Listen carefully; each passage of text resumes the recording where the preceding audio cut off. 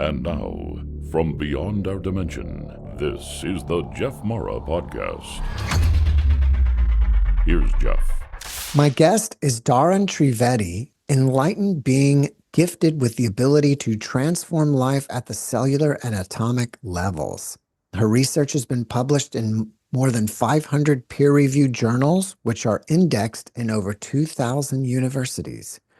Her work bridges science, consciousness, and the divine to vastly improve the human condition. Dahryn, thanks for joining me and welcome. Thank you for having me, Jeff. Happy to be here. Well, we're happy to have you. And if you don't mind, let's start from the beginning and how you got into all this stuff. Well, I mean, my story, obviously, we all have our own subjective experiences and our own individual journeys. And the one thing that I really want to emphasize today is the scientific outcome of my research. So I will share my, subjective story and everything. I don't want people to have to believe it, though. I don't want people to think that any of it at any point in time could be real. I want people to retain their own skepticism and their own objective, mindset over today's discussion, because primarily this is scientific. So, but on my own personal journey, what I will say is that I've had a lot of experiences, from very early childhood, even as a toddler, very close experiences of this incredible connection with divine. I would go into trance-like states, experience samadhi, complete thoughtlessness, absorption into, state of essentially nothingness, but this presence of divine still exists there. And these moments would be so suffused with incredible ecstasy and bliss. And it was this incredible knowingness, this stillness within me that conveyed this is God. And I didn't really have a context for what enlightenment was. I was familiar with the term, but more than anything, I just had this idea that this was God, that this connection, this feeling, these moments of grace that happen in my life was divine communicating with me, was a moment of divine connection, so to speak, like our organization, Divine Connection. And so it was through these experiences that I kind of began to understand and know and learn about God, the nature of God, the nature of reality. These experiences had their own wisdom in it that wasn't conveyed in words, but more conveyed in knowingness the moment I came back into this awareness. And I feel like, honestly, a lot of kids, a lot of children have these experiences. They just don't have the context or knowledge of exactly what they are. But I think everybody in every aspect of life touches upon it at some point in time or another. And during my journey, essentially, divine would always communicate with me in the form of this incredible intuition, this knowingness. And it was a very strong knowingness. It wasn't a knowingness that I could even question. It was an irrefutable knowingness. And this knowingness always guided me in the direction I was supposed to go in life. It always guided me to the right people, the right circumstances. It always told me what was going to happen in my life. And one of the things it told me around the age of 8 or 9 was essentially, and this is how divine communicates with me, is that there is a moment of incredible stillness where it feels like just everything stops. The mind stops, everything stops, and this stillness comes through. And in that moment of incredible clarity and joy and peace, unlike anything that could be described in words, divine told me that there was someone in my life that was waiting for me, that I was going to meet this incredible person who had this incredible gift on this planet. And this person would guide me in my own awakening, in my own connection with divine. And so my whole life, and divine told me a lot of things about this person, but divine didn't tell me when I was going to meet this person. So I just had this sense of, okay, this person was going to come into my life and this person would connect me with God. And so my whole life, I was just focused on getting to that point, to creating this fertile ground in my own consciousness for God, for this higher connection, this higher consciousness, and to meet this particular individual that would help, hasten my progress. Because my background, my mother's actually from Paramhansa Yogananda. She's actually, one of his disciples. And on my father's side, he's a, Christian man. And we would go to church every Sunday. He was the head of a Christian choir. So I had a blend of many different experiences from many different traditions and modalities, religious backgrounds, spiritual backgrounds throughout my whole life. We went to a lot of interfaith, ministries. We just experienced everything. My mother would take me to all these different healers and everything because she knew about this incredible longing I had. Because one thing that stayed with me is after all these experiences of this incredible love and connection with God, is that when that moment would taper off and it would leave you, right? It would leave you with this incredible longing for it, even more so than before. And so my life was just spent waiting for that next moment, waiting for that next moment of connection. And so my mother saw this increasing longingness in her daughter, and she, would take me to all these different people, these different, modalities. She would take me to like different religious healers and spiritual healers. I would experience all these different paths. And the one thing that I learned from all of it, I would have very, incremental, maybe, transitory moments of reprieve, but it would never stay and it was never permanent. And it wasn't the solution I was looking for. I never found a solution in all these different avenues that I went through. And the one thing that I realized was, because of my mother's background with Yogananda, right, I did have some familiarity with this concept of the enlightened consciousness. And this enlightened consciousness, what I knew, my mother described it to, my childlike mind at that time, was that, when you see someone like this, and you see this as the stem of all religions, the origin of all religions, they all start from someone who has that connection, from an enlightened consciousness that's able to harness this consciousness and transmit it to other people.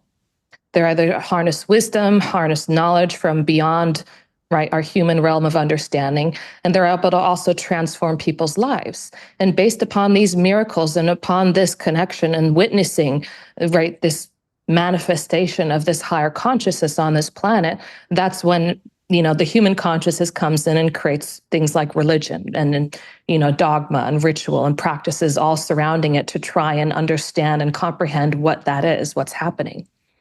And so there's this concept of enlightened consciousness. When this person embodies that consciousness, they have this connection to God, and through that connection, they can connect other people. So they act as this sort of catalyst, like a jumper cable that can connect you with that same connection, with that same source. And so for me, understanding what that source is, what that divinity is, we can say that consciousness. I don't want to give it a particular name or context because, like I said, it's very scientific, actually. It extends beyond just the terminology, which can be very divisive, the terminology of God and divine, but it's also just this pure consciousness. And even Albert Einstein, he had this concept of unified field theory. I'm not sure if you've ever heard of that. Yeah, I have. You have? So, right, it's this concept, right? We see all these different energies, right? We have electrical energy, magnetic energy. We have all these different types of energies. And he theorized that there must be some kind of universal field, some kind of universal connection, a universal field of, maybe it could be consciousness or some form of energy or something by which everything else comes from. The thing that connects everything, that connects atoms together, other energies together, matter together. There's something that must connect everything together to make sense of all of these other different forms. They can't just be disconnected, incongruent, aspects of existence. There must be a connection between them. And he was never able to prove this theory throughout his entire lifetime, but he did believe that something like that must exist. And what we're doing at Divine Connection International is we are demonstrating and proving scientifically, right? First of all, Divine Connection International, our research stems from the belief that consciousness, this consciousness is the thing that integrates and connects, binds and evolves everything together. It's the thing that tells an atom what to be, what to become, and what to do.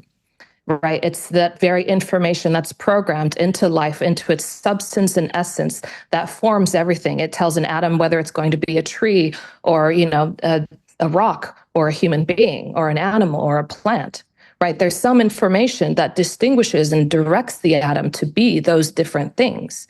And we conclude that this energy, this information is consciousness, and its byproducts are these other forms of energy and these other forms of matter, right? That ultimately end up in, what we see as this individual, unique experience that's, open to the realm of subjectivity, right?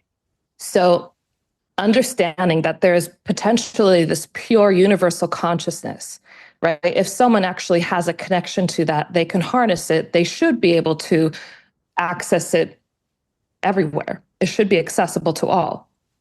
And on top of that, if someone truly has that connection, that very essence which programs our beings and our realities, then surely that person with that connection can also alter the programming of other beings, other matters, other, energies. They should be able to have an influence on reality as we know it. And that's the problem that we've found, this huge divide, this huge gap between religion, spirituality, and science. Because religion and spirituality has often been confined to this realm of subjectivity, right? Something that is hard to measure, hard to pin down.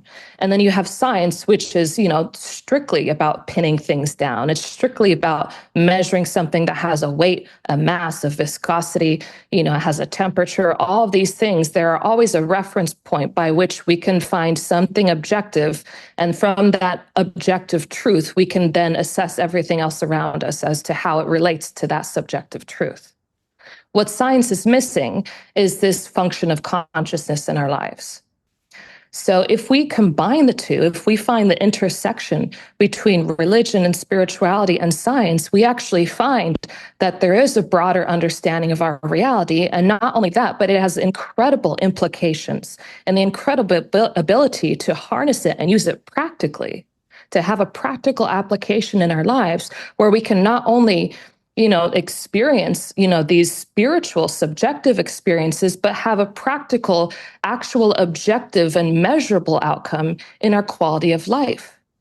We've found through our science studies, when you actually, have this catalyst who can harness this pure consciousness and reprogram your own consciousness, raise your own consciousness, through that connection, your quality of life changes, right? You're able to experience greater financial resources, you experience harmonious relationships, you experience greater mental health, greater physical health, right? Basically, every avenue, every aspect of life changes when you change consciousness.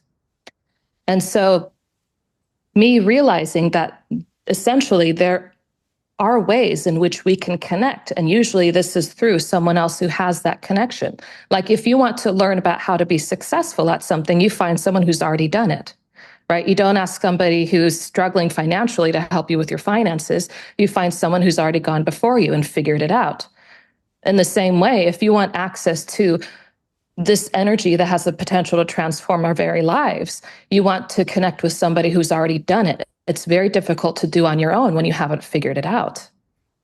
So basically what happened when I was 20 years of age, my mother, right, I already had this premonition of meeting this man.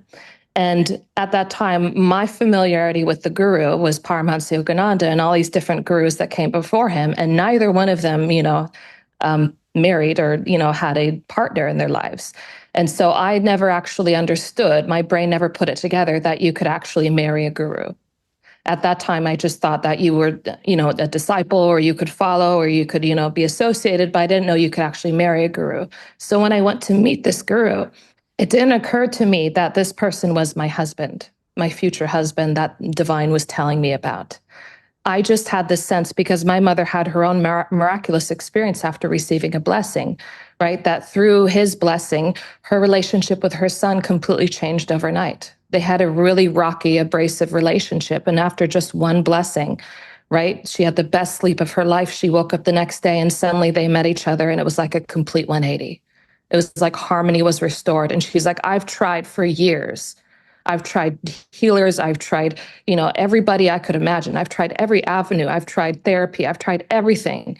And nothing was able to fix this relationship. And this one man blessed me one time. And overnight, this relationship changed. She's like, 100%, you need to meet him and you need to experience this, because whatever you're going through, whatever you need, I'm sure that this person will be able to help you.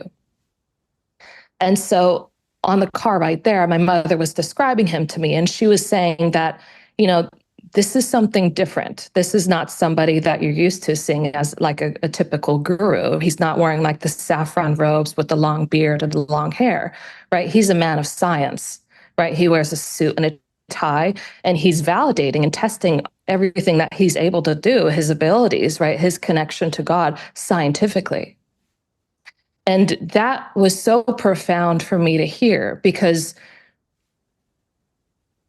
coming from America, we already have this easy avenue for anybody to come from India or from another culture dressed in spiritual garb with any even, small level of knowledge from like the Vedas or the Bhagavad Gita, and they can come and they can start spouting anything, tell people to meditate. And if they're even able to help someone on an incremental level, they can have a mass following of people just through pure human psychology.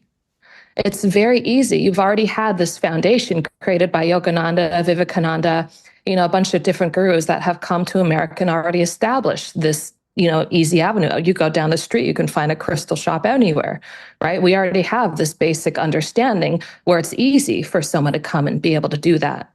So the fact that he was demonstrating things scientifically, first of all, showed me that, okay, he's not in this for any other reason but just to find the truth, right? He's doing this the hard way. He's doing this from a way of the skeptics. He's actually seeking out scientific validation. Most people, you have scientists requesting them to collaborate for scientific validation. He's actually going to these scientists, going to these universities and institutions saying, let's do this. Let's collaborate. Let's work together. Let's see if we can find out the truth. He's actually going there himself. And that's one of the reasons why we've had so many prestigious scientists in universities and institutions who have worked with us, because they've never really met someone who's actually gone out to seek validation himself, who claimed to have these paranormal or supernatural abilities. So he was the first of his kind. And so when I heard that, first of all, I knew that's not an easy path. That's going to be filled with a lot of skepticism, a lot of pushback from society, from culture, from people, from individuals. He's going to face a lot of, pain and suffering through this path. So I was immediately touched hearing that. And then upon that, I was like, well, it's about time. I mean, so many people you hear, they have all these claims, and you always hear things from the perspective of subjective human experience, like what I had. And you never actually hear anything described in terms of, well, if this is able to impact human life, why can't it impact non-living materials? Why can't it impact plants and trees? Why can't it impact cells in a petri dish? If it can impact this huge complexity of human life, why is it not able to impact other things as well? So that has also been why science has lost trusted faith in spirituality and religion, because nobody's come forward to do it. Nobody's been able to do it. It's been non-reproducible. And even you had someone, Edwin C. May, he's a physicist, and he actually created this laboratories of fundamental research. He worked with the US military, right? He worked with the US government, and a team of scientists actually went out. They went to India, they went to all these places to pursue scientific validation of anybody who claimed they had paranormal abilities. And nobody, right? In actually a letter he wrote, he said that in all of his decades of research, right, and everywhere he went, and anybody who claimed they had a paranormal or spiritual ability or, enlightened consciousness, he tested all of them scientifically, tried to validate all of their abilities, and he found that they were no better or no worse than the average human being in a laboratory, even in the experiments designed by those people who claim they have those abilities themselves. And so obviously you have this incredible man who's actually demonstrating this scientifically. This is unprecedented and unheard of. So when I heard that, I'm like, this is this is powerful stuff. I 100% believe that this man is going to help me. I 100% believe it. And on the car right there, as my mother was explaining all this, I had that moment of intuition, but my mind took over and made it into kind of like a fantasy in my head, where I thought it would be funny if I was going to meet this man, right, to receive this blend energy. Sorry, if I was going to meet this man to receive this energy, to help him raise my consciousness so I could, find this person in my life. And it turned out that he was that person. And of course, lo and behold, it turns out he was that person, right? The moment I met him, I had this just awareness that we had a future together. And then later on that year, I found out that, Dahyn had also told him that he was looking for a wife, that he was meant to marry that same year. And that's when we met again and we got married. So, it's just like a whole bunch of synchronicities and everything. But the part of it that I really want to emphasize is the science behind it, because that is the most incredulous thing that I doubt you will hear anywhere else, is the science that is the very premise and foundation of our nonprofit organization of Divine Connection International, the pioneering work of this incredible man that was able to act as a catalyst and transform my own consciousness to this enlightened consciousness, where now I have the same ability to do what he does. And he can do that with anybody. I can do that with anybody. If you raise your consciousness up enough, all of us come from this pure consciousness. It's the very fabric of existence itself. So 100% the religious and spiritual texts are correct when they say enlightenment is our reality. It's who we are. This enlightenment, this is just another word of saying this pure, pristine consciousness that all things come from. And seeing as that is the very substance and essence of what we are, even if we're not having this experience of enlightenment, it is who we are. And so when our consciousness is altered, it's reprogrammed. And when we're able to raise consciousness, we can actually experience these higher realms of consciousness that alter our realities.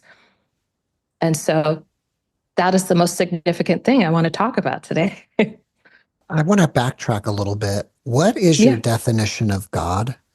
God, I feel like, is undefinable, because the moment you put God into a definition, God becomes very limited. And I feel like the definition of God, right? The human mind has this ability to limit and categorize and contextualize things in a very confined way, right? If you were to, call a rose or call it something else, it's not going to change what a rose is. It's not going to change its fragrance. It's not going to change anything about it. The only way to know about the rose is to meet the rose and experience the rose, right?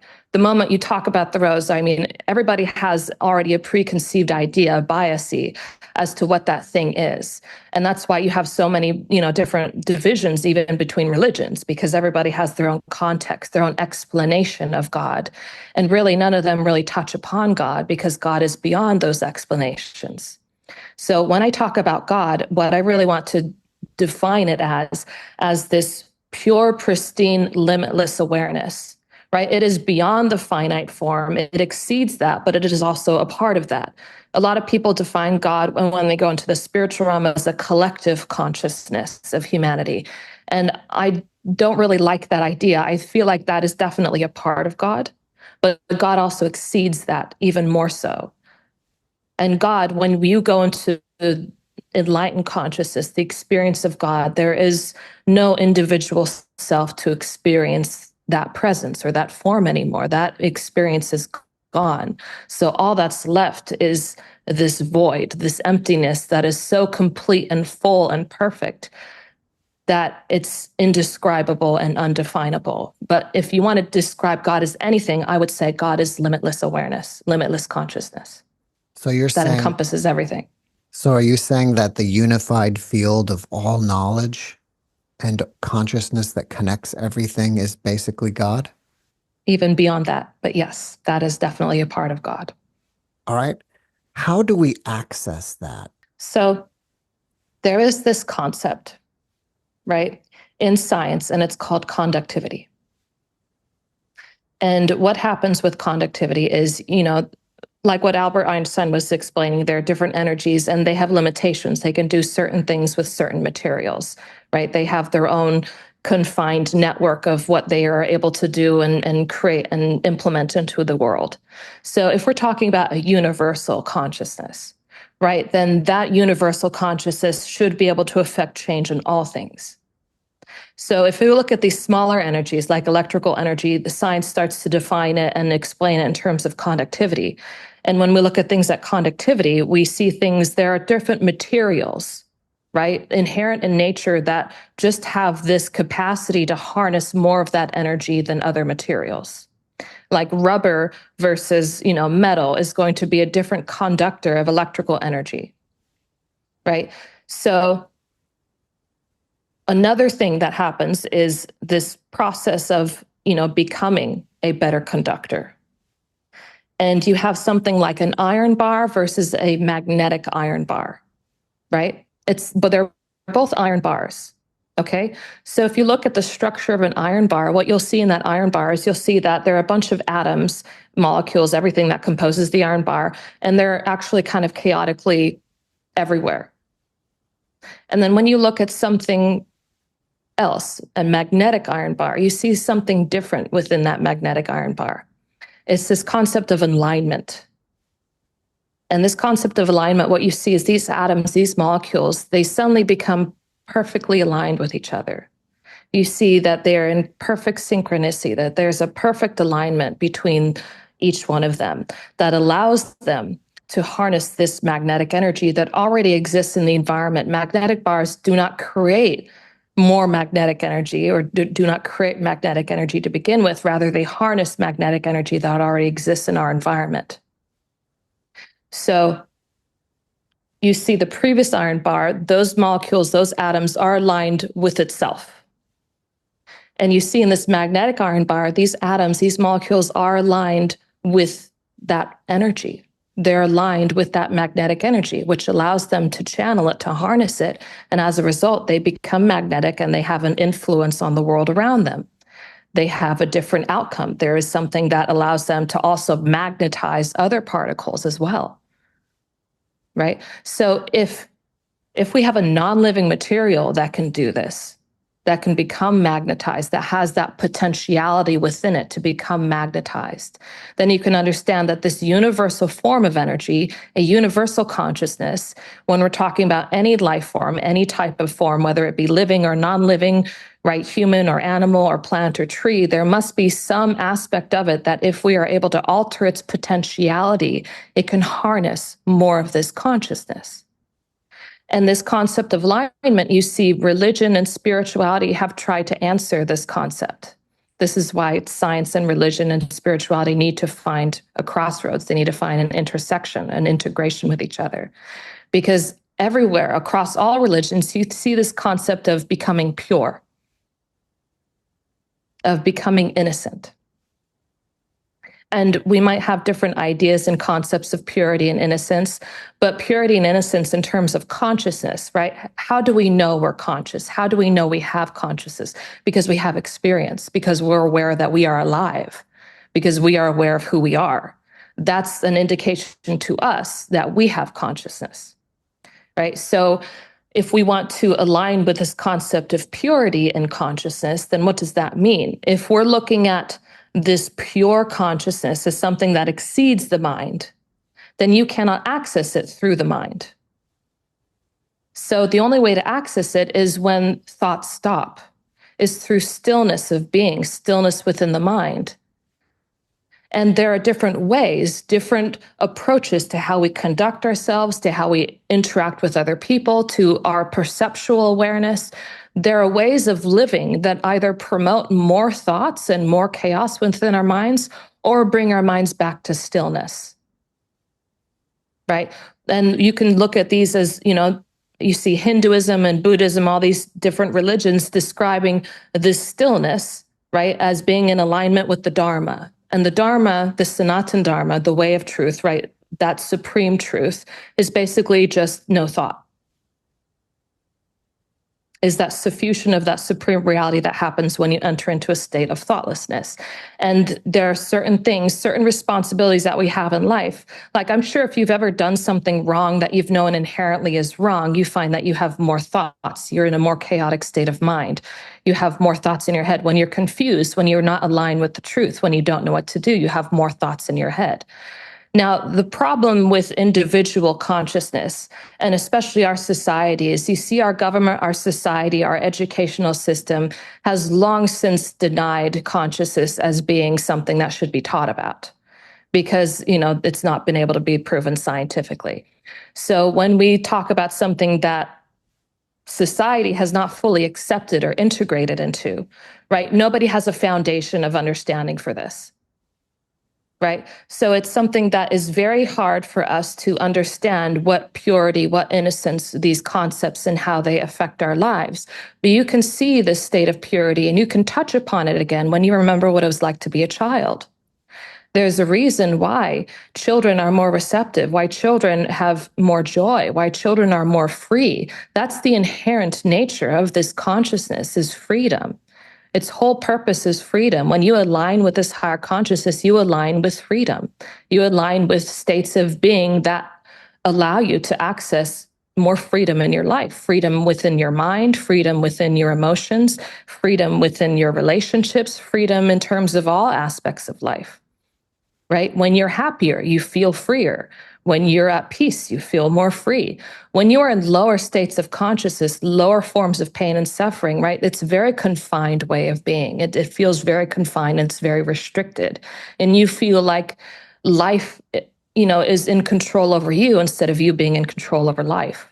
You feel like you are very vulnerable and very susceptible. You become a victim of the circumstances of life, when in reality, you have this connection to this infinite consciousness that can control and do anything. So why shouldn't you be able to? So the whole process is this process of alignment, and the greatest fertile ground of conductivity is this concept of purity and innocence. Now, to know how to become pure and innocent again, right? That is where you need a catalyst in your life.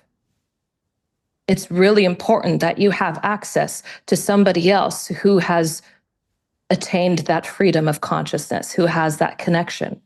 Because what happens, right? The very nature of the mind and of awareness is, you see it in science, right? Everything has a reference point, right? You see the very nature of the mind and how we've created our society, how we've created our structures, how we created measurement systems, time, everything is used as a reference point to reference one another, to reference other things, right? That's how the mind works. The mind works within a certain sphere, certain realm of awareness, and everything outside of that realm doesn't exist.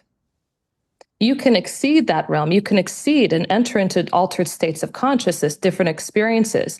And the great way to look at this is like if you look at a child, right? Child's having a really good time. They're very happy. They're enjoying their life. And then suddenly they fall down and scrape their knee. And now they're crying and they're in pain, right? In those different states of mind, one state of mind only encompasses one reality.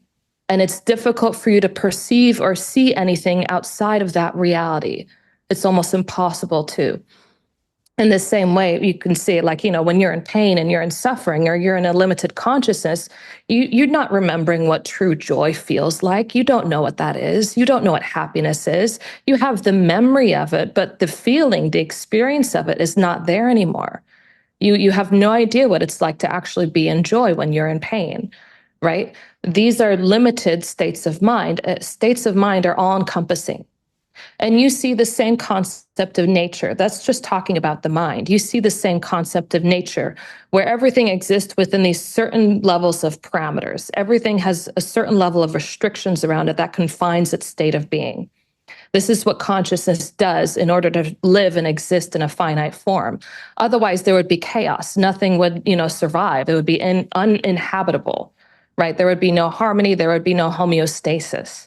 So homeostasis is nature's way of ensuring that you have a living experience.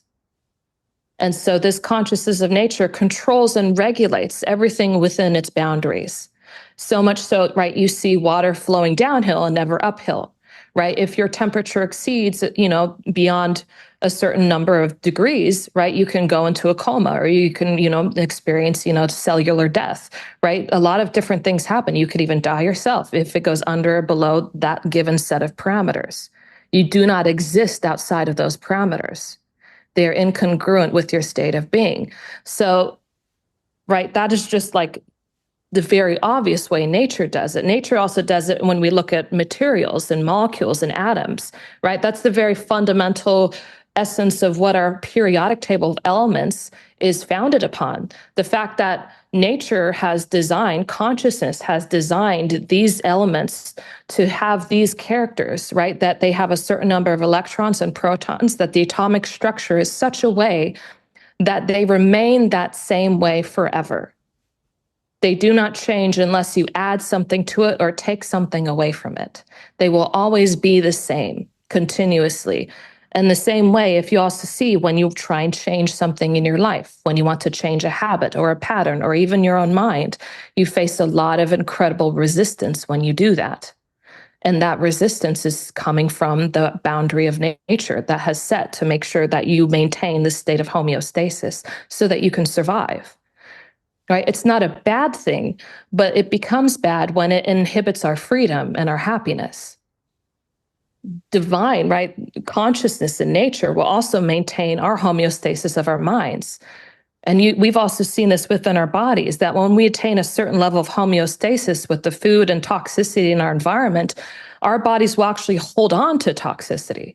Our bodies will actually hold on to certain things that might not be ideal for it, but because it's maintained homeostasis with those different toxicities or, even fat stored in the body, once we attain like a certain level of normal with our, set weight, it's often hard for us to go above or below that set weight. Even when you're trying to lose weight, you'll find if you've gained some weight, let's say you have a set weight of 180 pounds, right? And you're trying to go below that, right? If you've gained weight and you're now 200 pounds, you might find it easier to drop off those first 20 pounds. But the moment you reach 180 pounds, it's very difficult to lose more weight, right? There has to be this huge amount of resistance that you have to push through. You have to try even harder than before. You have to do more. You have to have access to more energy, more consciousness. You have to have more power to be able to implement more change. So we need access to more power, more consciousness to make more changes. And the only way to access more consciousness is to have these experiences of more consciousness. And you see there is a difference between people who are successful, people who, have good health, people who have done a lot in their lives. There's something that they have figured out in their way of being at the level of consciousness that gives them access to these higher experiences of life, only to a certain level. And after that level, they usually feel stuck after a while. But you see, there is a distinct difference between people who are successful and happy and people who are not. And that's simply more consciousness. There's more consciousness there. There is more energy, more power, more of this universal energy. So the easiest way, if you really want to exceed, right, the boundaries of nature, what enlightened consciousness has done, right, is it's raised itself up to the point where it now exceeds the consciousness of nature. In exceeding the consciousness of nature, it has access to that pure, limitless consciousness. It's able to harness it, channel it, and use it to infuse consciousness, to raise your consciousness or connect you to that pure consciousness where you can have access to this pure consciousness, raise your consciousness, change your life, become more pure, become more aware, become more conscious, have more power to implement change and do more things in your life that you weren't able to do before. So it's very easy when you have someone that can help you with that, who's already done it, who has that connection established. In the same way, you have that magnetic bar, it's already magnetized, it can now magnetize other or iron bars as well. It can help improve their consciousness. So that's the purpose of an enlightened being, is they act as a catalyst. And I feel like that is something that is missing amongst even the spiritual community, because you don't even know what's available to you. Do you think that you can give us some practical exercises or activities to access this field? No. And here's why I say that, because when we're looking at things from a scientific perspective, if you look at non-living materials, if you look at living organisms, if you look at plants and trees, for example, do they have a belief system? Do they exercise a particular practice? Do they exercise a particular technique? Have they adopted a new belief system that has allowed them to harness this consciousness? And we see, no, they don't. Non-materials, when we look at ceramics, metals, polymers, chemicals, they don't have a belief system, but they are able to access higher levels of consciousness. They're able to raise their consciousness purely through this energy by being in alignment with this higher consciousness. There isn't really a practice or a technique that you can apply to those things, but they work and they are just as effective on non-living materials and living organisms just as they are on living human beings. So this idea of having a practice or a technique, I think it has become far removed from the true origin of spirituality and religion. Things have become so, far removed from this essence of purity and consciousness that we think you need to develop a practice or a technique to attain this purity. And it's really, you could say it's a lot of internal work that needs to be done, but more than anything, you really need just access to the higher source of this power. And what happens is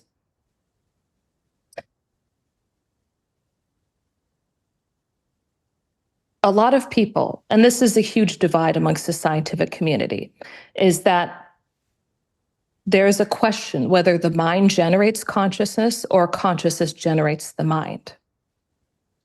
And if you look at what neuroscience has been able to find about the relationship between the structure of the brain and its relationship to our thoughts and our actions and our behaviors, right? You realize that neuroscience says in order for your behaviors and your thoughts to be orderly, you need to actually have an orderly structure within the confines of the brain. The brain itself, the structure of the brain needs to be orderly for your thoughts to be orderly, and as a byproduct for your behavior to be orderly. And they have found it does not work easily the other way around. It's much more efficient and much more easy to implement change when you approach things at the structure of the brain. That's why drugs are effective, right? Because they are a temporary Band-Aid for something that works on minimizing whatever problems we have within the structures of our mind. And so you see the same concept. What we're able to do when we've applied this consciousness to non-living materials, for example, right? If you assume that there is this enlightened consciousness with this access to this pure consciousness, this pure awareness, then we see that if this is true, it surely should not only be able to affect change, it can change whatever nature has confined consciousness into. It should exceed the regulations of nature itself.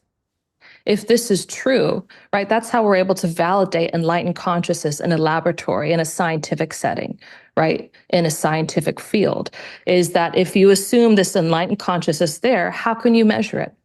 How can you determine it exists? How does that work, right? We know that from subjective experience, we can say that I've had this experience. How do you measure that experience? Even till this day, science is unable to measure with all of its technology, all of its advancements in science, it's unable to measure one human brain, even to this day.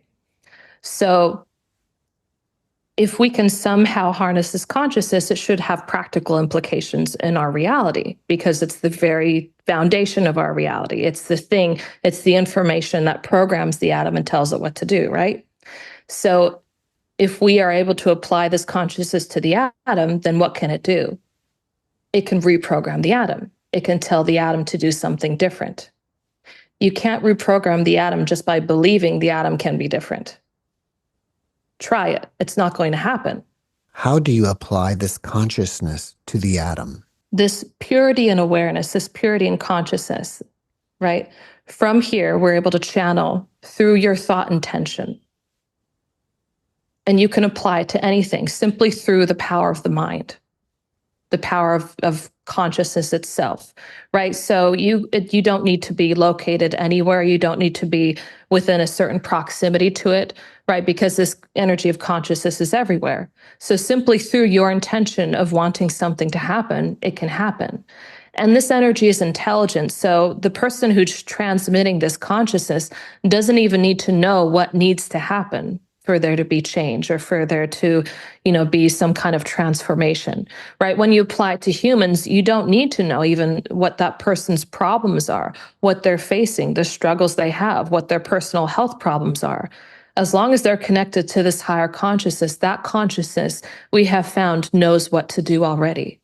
It already has the awareness. It already has the ability to determine that, okay, this is what you need in your life, and this is how I'm going to deliver that to you. So basically, a person needs to find another person who can transmit this consciousness to them. Is that what you're saying? That is the easiest and most effective way.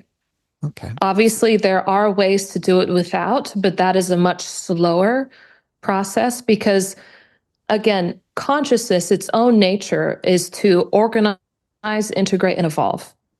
And you see it, everything eventually evolves. Everything is transitory and eventually moves and changes form. And so that is the very nature of consciousness. That's when consciousness interacts with energy and matter, is that it starts to evolve and move things in a particular direction. So no matter what is inherent to our beings is this natural evolution.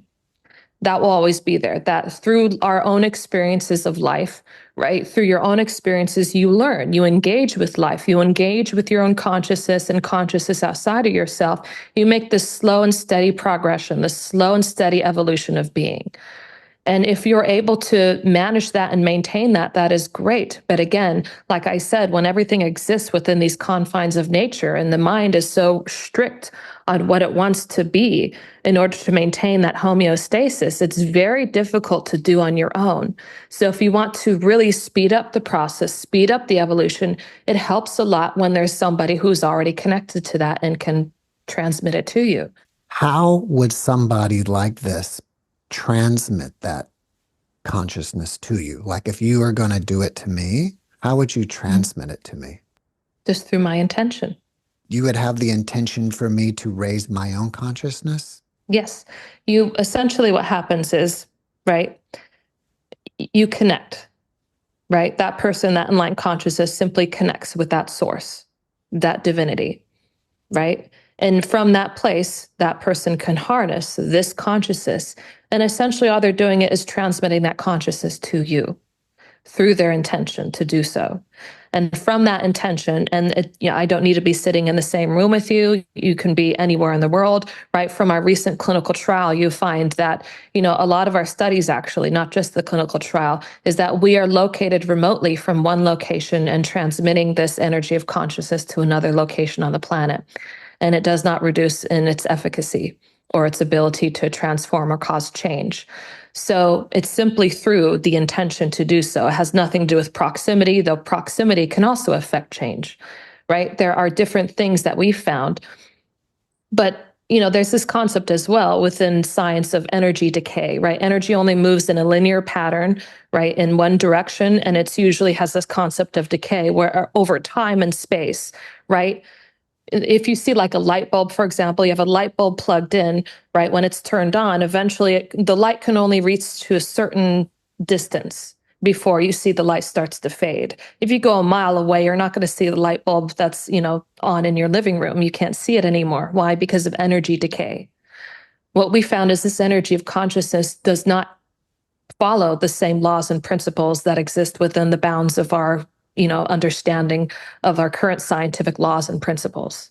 It exceeds these laws and principles, which also is another indicator that this is a higher awareness, a higher form of consciousness, is that these concepts don't apply to it. It is an intelligent energy. Most energies, you find that this energy, when you transmit it, right, it has the intelligence to be able to know what to do, like I was saying before. So I don't need to know your problems. Just by raising your consciousness, connecting you with God, you can say, or with this higher consciousness, right? This consciousness will automatically know what to do in your life to make it better, to improve your efficiency, to make you more beneficial to the world, to make you happier, to make you more successful, to give you a better quality of life. It automatically knows what to do. How is consciousness being measured scientifically? In terms of? Because it sounds like what you're saying is that you are scientifically measuring whatever your work is, whatever you're able to produce for people. How are you measuring this? Like with what instrumentation? So we're using the same instrumentation that, every scientist use the same sophisticated technologies, right? Like, for example, when we're getting into materials and methods, right, for non-living materials, for ceramics, polymers, chemicals, right?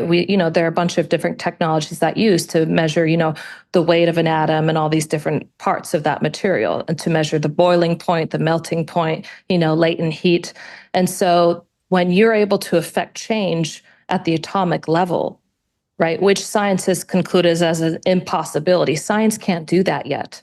What science can do, science can destroy the atom, but science cannot affect permanent, lasting change into the atom to make it something different. If you're going to measure, let's say, the boiling point of water, are you putting your consciousness into water and then measuring the change in temperature? Yes. So what we're doing is we're infusing consciousness into that non-living material, right? And if we want to measure, for example, if there are any changes, right, to that material, what you can do is you can measure its outcome.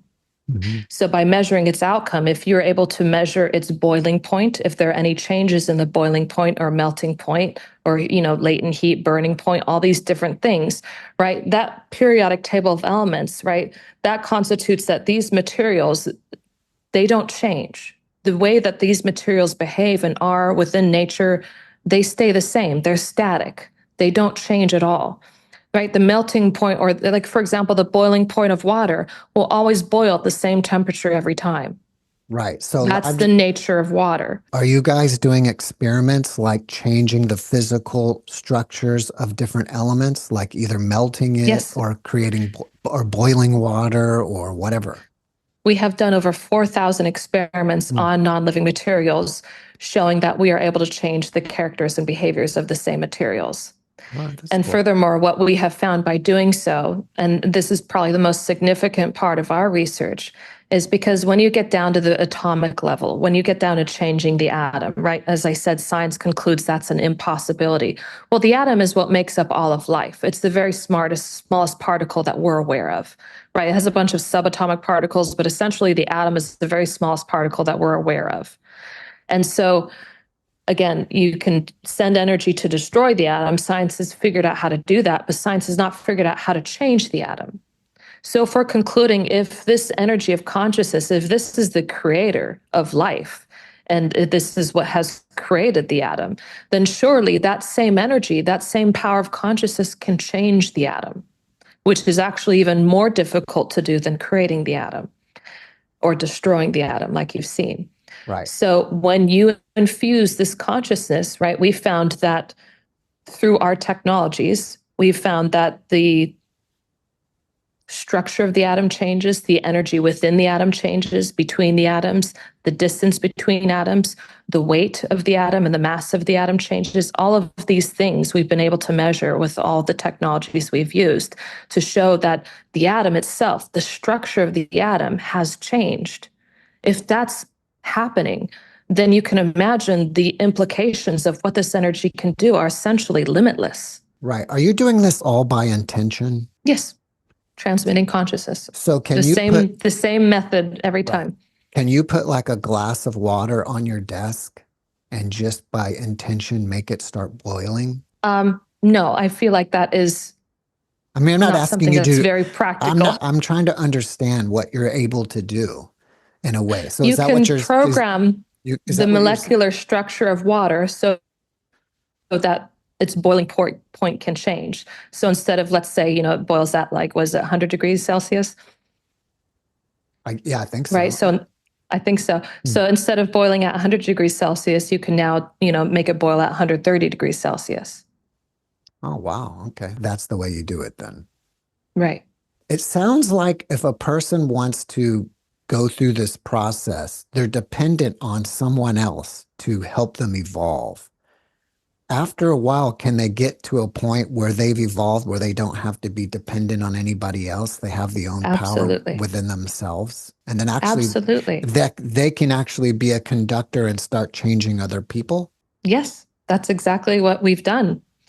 And, our whole concept is this independent model of happiness, is that we don't want you to be strictly and solely dependent on us for the rest of your lives. We want you to get to a point in your life, and, everybody has different goals. So some people, they just want to have better relationships. They come for a temporary period, they get the outcome. And, maybe that's all they wanted in their lives. They just wanted a better relationship, or, they just wanted better health, right? Maybe their goal is not as lofty or as big as, attaining enlightenment, or, something like that. Not many people want that. Not many people know what that means or have the context or the value for it. And so what is possible, though, is that definitely when your consciousness is up to the certain point, obviously it's not our decision who can become enlightened and who can't. That's not something that we can possibly decide or do on anybody's behalf. But what we can do is we can get you to the point in consciousness where eventually, this is where it comes into the realm of divine and purely grace, is that the moment that happens, the moment enlightenment happens for anybody, that is pure grace. And that is purely the decision of this energy of consciousness. And that is not anybody else's decision on your behalf. And again, like I said, you could even do this path on your own. You could even, evolve and make changes and, use your willpower, to apply discipline and control over the mind and make incremental changes. It's natural to make incremental changes in life. And you see all the different avenues and things available to us, incremental changes, are common, and sometimes those incremental changes seem like really big changes, because when you're used to living a certain way for so long, and there's so many limited things that actually have a huge outcome in your life, that even an incremental change feels huge, right? And a lot of people actually might not even truly understand how far happiness goes, because most people's experience of happiness is they go from one experience to another, one miserable moment to another, and the reprieve between those two moments they think is happiness, because it's the moment something bad isn't happening. And so the relief itself is like an ecstasy. It's like a happiness to think like, oh, I'm happy now. And they don't understand how far happiness can go. So a lot of people don't have the value or the context for it. That's why it's difficult for you to do this on your own. Like, have you ever tried to explain to somebody like a concept or something that you've experienced that they have no experience of? Right? It's like, for example, a woman, giving birth, having a child. It's difficult for them to explain to a man what that's like. Like, how can they possibly truly understand? They can conceptualize it. And if you give them enough examples, right, you could say, imagine getting kicked in the groin, or, a bunch of different ideas or concepts. They can somehow contextualize it, but they will never truly understand what that feels like.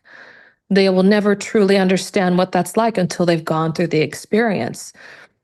So in the same way, consciousness, this awareness, is what allows you to have experiences of life itself. It's what gives you your experience of life. So when you exist within a certain framework, to understand what's happening here, it's like the child that's in pain. It doesn't know what it's like to be happy anymore. Well, same way, all of us live within these certain bandwidths of perception that are created by consciousness. And these bandwidths are perception, you can imagine, are like stations on a radio. And these stations on a radio, right, you can only listen if you're on one station. You can't hear what's on multiple different stations at once. You can't perceive or experience or be aware of alternate realities or alternate options unless you've, even for a moment, heard a glimpse of another station. You remember what happened. You had the experience of, I heard this song on another station. I know it's possible.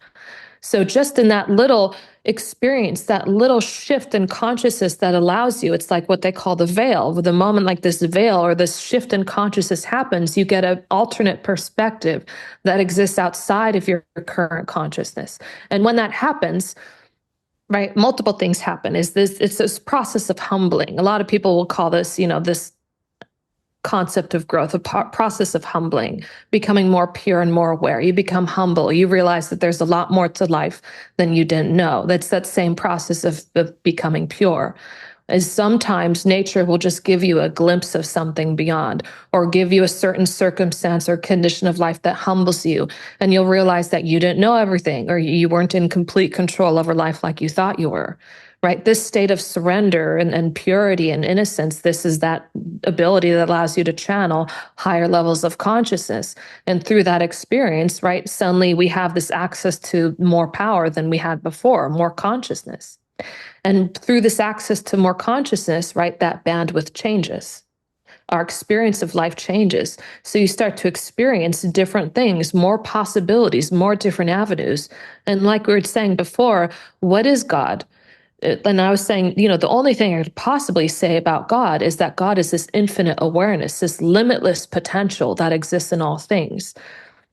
So for seeing something as limitless, to think that this is all there is, right? It's a very confining state of being. We have access to a lot more than whatever we think we do.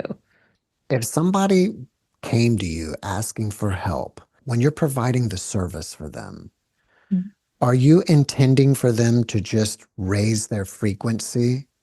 And if so, how many times would a person have to have it done before they get to a level where they're at your level? So what I'm doing is connecting them. I am requesting God, right? You can almost imagine that I'm just a surrogate, right? I am somebody who's just requesting God. I'm saying, God, please, we call them divine blessings. So you can use the terminology divine blessings or energy transmissions or just raising consciousness. Again, that's why we keep it a little vague, because we don't want to be so divisive that we limit the scope of what, people will access us, because it's, like I said, it's very scientific. So essentially what happens if someone's coming to me, for example, for a blessing, for this energy transmission, all I'm doing is I'm just the jumper cable. I'm asking that they be connected to this source, to this power of consciousness. And it is through their own connection, that person's own connection with that energy of consciousness, with that source, with that creator is bringing everything that that person needs into their life. You can imagine it like internet connection, right? If you have, a computer with, only like, a 10 Mbps internet connection, right? It's not going to be able to do a lot of things in its life, right? But when you're able to establish a stronger internet connection, the functionality, the ability of you to do more things on that computer has exceeded multifold. So in the same thing, right, we're like the internet connection, the internet providers.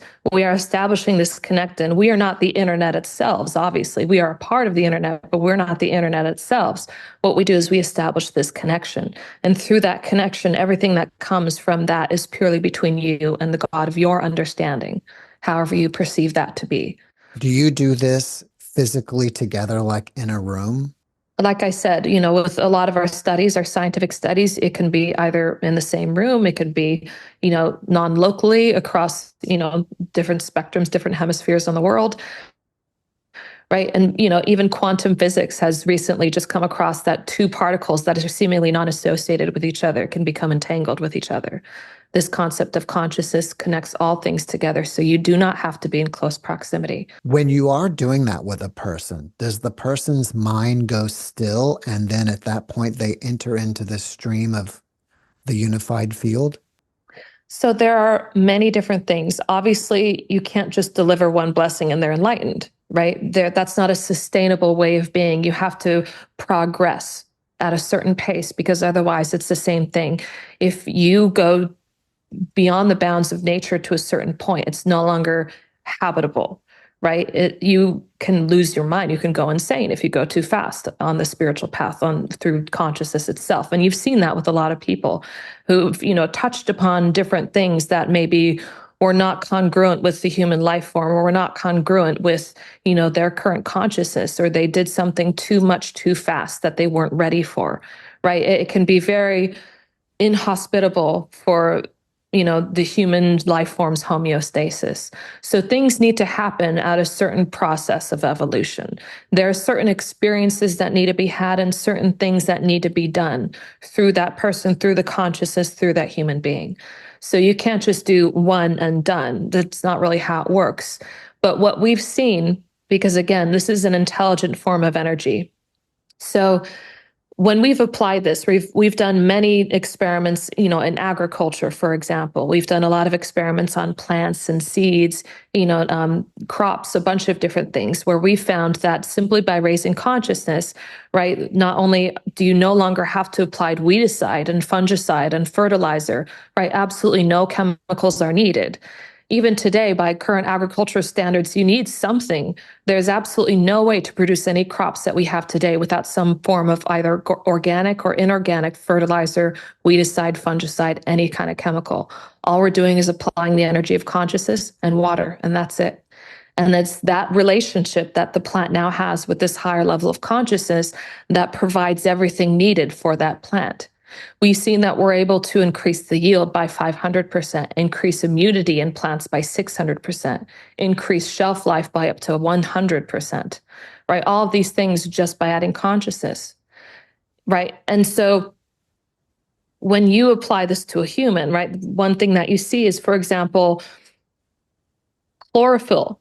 Chlorophyll is one of those things that science says cannot be changed, right? We have chlorophyll A, B, and total chlorophyll. And science says that chlorophyll is something that remains the same, right? It's very difficult to change, right? Especially certain forms of chlorophyll are more difficult to change than others. But what we found is through raising its consciousness, we have been able to change the chlorophyll levels. And by increasing the level of chlorophylls, what is God to a plant? God to a plant is the sun, right? It's the energy from the sun. This increase in chlorophyll, that plant is now able to harness more of the energy of the sun through photosynthesis. In doing so, the plant's immunity has increased. The plant's ability to produce greater yield has increased. The plant's productivity has increased. All of these things have increased just by improving that one aspect within the plant. So that's why it no longer needs this weedicide and fungicide and fertilizers and all these different things outside in the environment. It's like I was saying, this concept of freedom. The nature of consciousness is to organize, integrate, and evolve. So that eventually it can become free. That's its true nature, is freedom. It's this limitless, unconfined awareness. That is God. So that is a state of freedom. It wants to return to that freedom, because consciousness doesn't like to be trapped or confined. So what happens as you see consciousness evolves with a certain person, you also see that their life starts to come more in order around them. They no longer are victims or controlled by their life circumstances, but rather they are now the ones in control. They are now the ones that are happy on their own without depending on other people or other sources to be happy, right? They are now, there's a lot of people need appreciation or validation outside of themselves. And we found that just by, administering this treatment, this energy transmission, these blessings, this person no longer needs any external validation. Their confidence levels improve, right? Their fear of the future, their fear of uncertainty is gone. It's like completely eradicated. And we found that these people, they feel like there's something guiding them throughout their lives. They suddenly, are aware of these hidden gifts and talents that they weren't aware of before. They suddenly are aware of what their life's purpose is. They find purpose and meaning in life. And they're able to connect even, when you have a connection, you have a relationship in your life, they're able to connect more deeply with those people. It's a more harmonious relationship, like what happened between my mother and her son, my brother, right? It becomes more harmonious because they're connecting at the level of consciousness instead of the level of the brain and the body. Now their consciousness is a match for each other. They're communicating on behalf of them. You see all these changes, even success. If you want to look at lower consciousness, you have to look at someone's life. And you can see when someone's coming from a lower state of consciousness, their life is chaotic and nothing's in order. Their mind is in chaos. Their emotions are, unstable and out of control. All of these things are reflections, they're byproducts of lower states of consciousness, right? But there has to be a progression, a movement towards these higher states. And from higher states of consciousness, as you go up this ladder, there are certain things that are a resonant match, a resonant frequency as you go up a different rung on the ladder, right? So from here, maybe you'll attract people from this level of consciousness. There's this theory of like the tuning forks, resonant theory, where, different people who are a match to your current state of consciousness, we always like to associate with people who are in, some kind of resonance with us. We resonate with the people that we want to associate. And so when you go up certain rungs on the ladder, you find that naturally these people that no longer resonate with you, that maybe bring you down, that maybe act like, somebody who holds you back, or they might even have good intentions, but you just find that you're not progressing, you're not moving forward in life, right? It's not like even a conflict that happens. They just naturally fall away. Maybe they forget about you and you have peace about it. And naturally, these other people come into your life that are more of a resonant frequency for you, or even from a higher level that help raise you up further, right? All these different things. Financial freedom happens at different rungs on the ladder, and you have to go up the ladder. And what we've seen also, different people have different levels of deterioration in your life. And what we've seen, right, if you're further deteriorated on this path, obviously you're going to need more outcome. You're going to need more work, right? So you have to understand that we're still traveling up these levels, these rungs on the ladder. If you're at, let's say we have someone who's at 0 and they go from 0 to 10, for example, that person might see a bigger outcome right away than somebody who's at like -50. Right. -50 is you'll see this slowly happening is that the problems start stopping. First of all, the problems stop happening, and then they start to resolve themselves over time. And then eventually when they're at this point in consciousness at 0, now they can start growing. Now they can start actually implementing things that are good for them in their life. They can start going in a positive direction. Somebody who's already at 0, right? They'll start, maybe they'll immediately get a good job, or, something else will happen, right? People come at different levels in their consciousness, and they need different things to happen for them to progress. And so one of the things that we see that happens most commonly is usually within even the very first blessing or the very first energy transmission or the first couple is commonly what's reported to us from many people is that sleep improves almost immediately. Quality of sleep. You find that the moment people wake up in the morning, they feel refreshed. Maybe they need less sleep, but they feel better. They have more energy. They have more vitality in their lives. Right. Another thing you see is that even they have a certain glow about them. They have this vibrancy to their skin, even their hair and nails. We've seen that a lot of people feel that they start to grow faster. Right. There's a bunch of different things that start to happen. And all of these things happen in different increments depending on the person. Like I said, it's an intelligent energy, and people are very complex and very varied. So it needs to work with people in different ways depending on their consciousness. Well, after watching this podcast, people may have questions for you. Are you open to that? Absolutely. I'm open to any questions. I might not have all the answers. I don't really have every answer to everything. And I feel like that's okay. Life isn't really meant to have all the answers. That's the beauty and the charm and the mystery of life, is to not have all the answers to everything. So I would be happy to answer every question that I possibly can. And if I can't, then maybe I'll defer you to my husband. Well, what's the best way to contact you? Well, I mean, to find out more information about Divine Connection and this nonprofit that I'm a part of, right? My husband, obviously, he's the founder and the pioneer, so I want to give credit where credit's due. Everything, my whole life, everything that I'm able to do is all, I think, because of him and the consciousness that works through him. But more importantly, I mean, I've been everywhere nowadays. I've been able to share this message on, ABC, NBC, Fox, the CW. I've been to NASDAQ and shared my message there. I've also shared my message at Business World's Festival of Wellbeing. You can find all those clips on YouTube and online. So all of our current science publications, we have over 670 science publications, all peer-reviewed, and you can find them, with major universities, over 2,000 universities all over the globe in over 130 countries, like Harvard, MIT, Stanford, Yale. We have them available with the National Institutes of Health and the US government. And more importantly, if you want to find out more about what we're doing collectively without having to go through these different avenues, you can always visit our website, www.divineconnection, DIVINECONNECTION.org. And you can learn more about us there. You can learn about our membership programs, and you can also, contact us through our contact us page, and, just reach out, learn more, ask questions. We'd be happy to help in whatever way we can. Before we wrap it up, can you leave us with one last positive message? I would say that